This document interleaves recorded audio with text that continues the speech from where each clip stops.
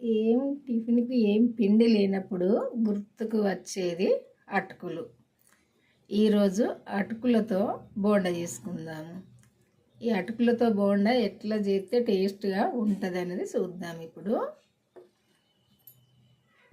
ఈ అటుకులు ఒక దానిలో తీసుకుందాము. కొన్ని వాటర్ వేసుకొని ఇవి ఒక్కసారి అయితే వంపుకుందాము.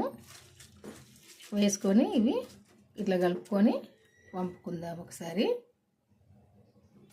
వంపుకున్నాక ఇప్పుడు ఇందులో ఒక 3 చెంచాల పెరుగు వేసుకుందాము. వేసుకొని అంతా కలుపుకుందాము.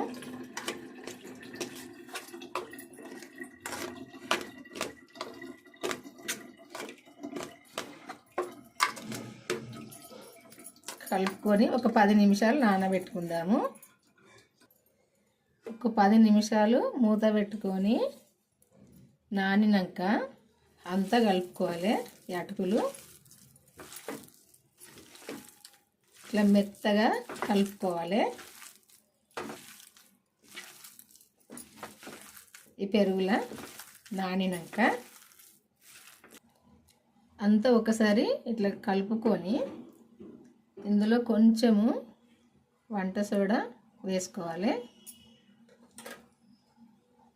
కొంచెము జీలకర్ర వేసుకోవాలి. పచ్చిమిర్చి ముక్కలు ఇట్లా సన్నగా తరుక్కొని వేసుకోవాలి. అల్లం ముక్కలు ఇట్లా సన్నగా తరుక్కొని వేసుకోవాలి. ఉప్పు వేసుకోవాలి సరిపోను. ఇదంతా కూడా ఒకసారి కలిసేటట్టు కలుపుకోవాలి.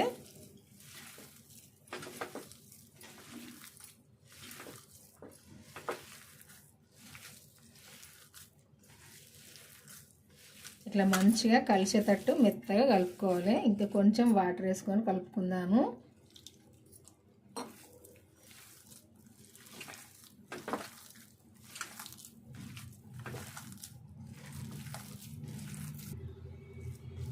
ఈ అటుకులన్నీ కూడా ఇవన్నీ వేసుకొని మెత్తగా ఈ విధంగా కలుపుకోవాలి.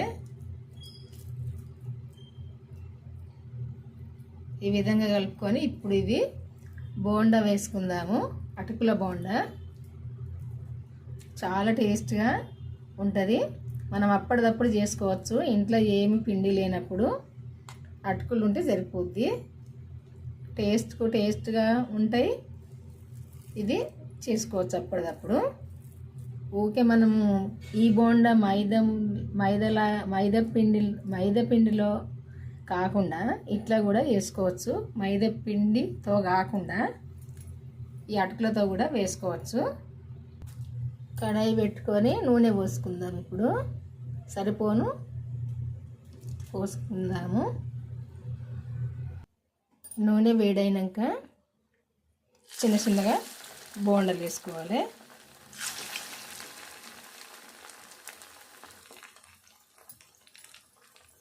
కొంచెం దూరం వేసుకోవాలి. ఇట్లా 2 అతుక్కపోతాయి. దగ్గర వేసుకోవద్దు.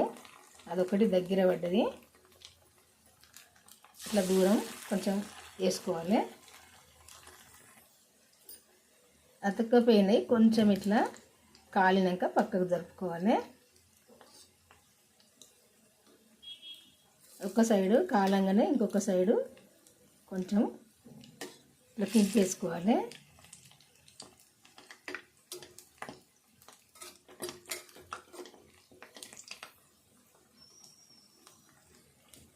ఇట్లా రెండో సైడ్ వేసుకున్నాక మంచిగా అన్ని సైడ్లు కూడా మంచిగా కాలాలి.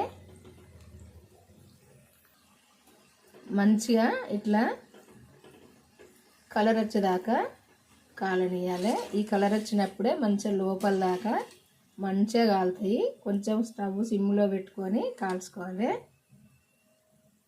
ఇదిగో ఈ కలర్ రావాలి.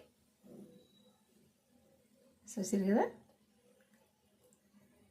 సరే ఇంకొక వాయి కూడా వేసుకుందాము.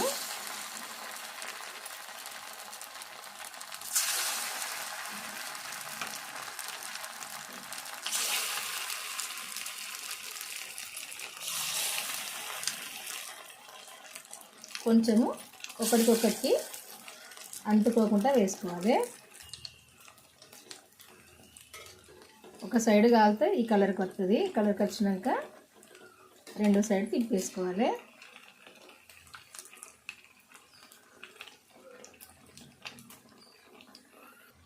అన్నీ కూడా ఈ కలర్కి వచ్చేదాకా కాలనియాలి. ఈ కలర్కి వచ్చినప్పుడే ఇవి లోపల దాకా మంచిగా కాలుతాయి. అన్నీ కూడా ఈ కలర్కు రావాలి.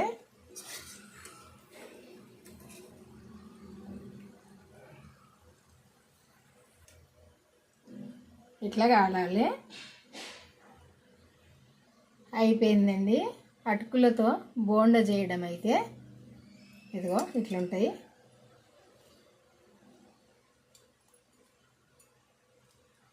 చూపిస్తా మీకు ఓపెన్ చేసి ఒకటి.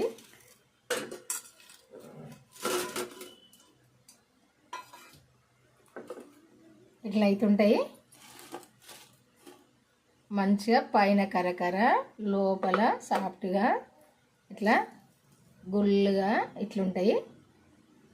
చూసారు కదా, సేమ్ మనం మైసూరు బోండలాగానే ఉంటాయి.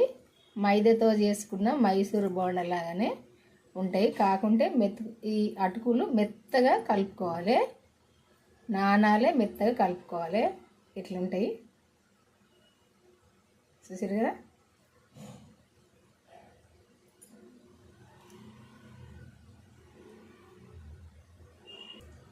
ఎక్కువ ఆయిల్ కూడా పట్టదు వీటికి. చూడండి ఇట్లా కరకర ఉంటాయి. మనకు చేతికి అంటుతుందా, ఆయిల్ అంటుతుందా? అంటుతలేదు కదా. ఇదిగో ఏళ్ళకి అంటిందా? లేదు కదా. ఎక్కువ ఆయిల్ పట్టదు. మంచిగా ఇట్లా పైన కరకర లోపల ఇట్లా సాఫ్ట్గా చాలా టేస్ట్గా ఉంటాయి ఇట్లా చేసుకుంటే. ఈ బోండను మీరు టమాటా పచ్చడితోటైనా తినచ్చు, పల్లి పచ్చడితోటైనా తినచ్చు, అల్లం పచ్చడితోటైనా తినచ్చు.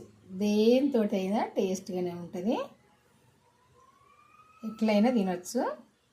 ఎవరైనా ఇష్టంగా తింటారు ఇట్లా చేసుకుంటే. చాలా టేస్ట్గానే అవుతుంటాయి. మీరు కూడా ఒక్కసారి ఇంతవరకు ఈ అటుకులతో చేయని వాళ్ళు ఉంటే చేసుకొని చూడండి. ఎట్లున్నది అన్నది మీకే అర్థమైంది. తింటే మీ అందరికీ నచ్చింది అనుకుంటా. నచ్చితేనైతే ఒక లైక్ చేసి మన ఛానల్ అయితే సబ్స్క్రైబ్ చేసుకొని వాళ్ళు ఉంటే చేసుకొని బెల్ అయితే నొక్కండి. నొక్కి కామెంట్ కూడా పెట్టండి. ఇది ఎట్లుంది ఈ వంట అన్నది. ఇట్లయితే ఉంటుంది. మనం దేనితో తిన్నా బాగానే ఉంటుంది.